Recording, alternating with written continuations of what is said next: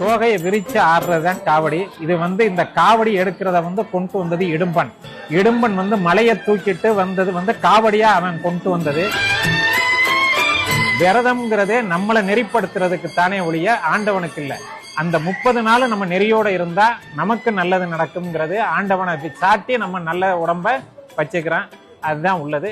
எல்லாரும் நல்லா இருக்கு. அழகென்ற சொல்லுக்கு முருகா.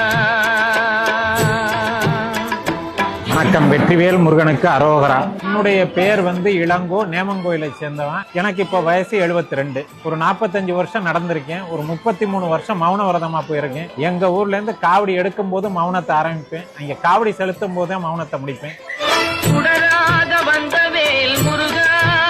இந்த பழனி பாத யாத்திரைங்கிறது 1590ல எங்க குமரப்பையாவால் தொடங்கப்பட்டது.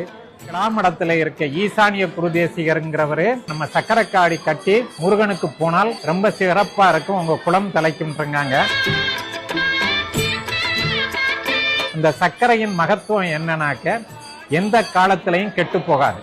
எல்லா காவடி பிள்ளைகளுடைய சர்க்கரையும் வாங்கி பழனி ஆண்டவருக்கு சர்க்கரையில அபிஷேகம் பண்ணி எல்லாரும் சர்க்கரை மாதிரி மனசு கெட்டு போகாம பழனி ஆண்டவருக்கு என்னைக்குமே தொண்டு செய்யணுங்கிற எண்ணத்துல ரொம்ப சிறப்பா நடந்துகிட்டு இருக்கு. அந்த சர்க்கரை காவடியை கட்டி நம்ம கொண்டு போய் முருகனுக்கு சர்க்கரையத்தான் அபிஷேகம் பண்றது. ஆனா பழனிக்குன்னு முத எடுத்தது நம்ம நகரத்தார் காவடி தான். இது 426வது வருஷம் எங்க ஊர்ல இருந்து எடுக்கிறோம். மிக்க சிறப்பு, மிக்க மகிழ்ச்சி. வாழ்க வளமுடன்.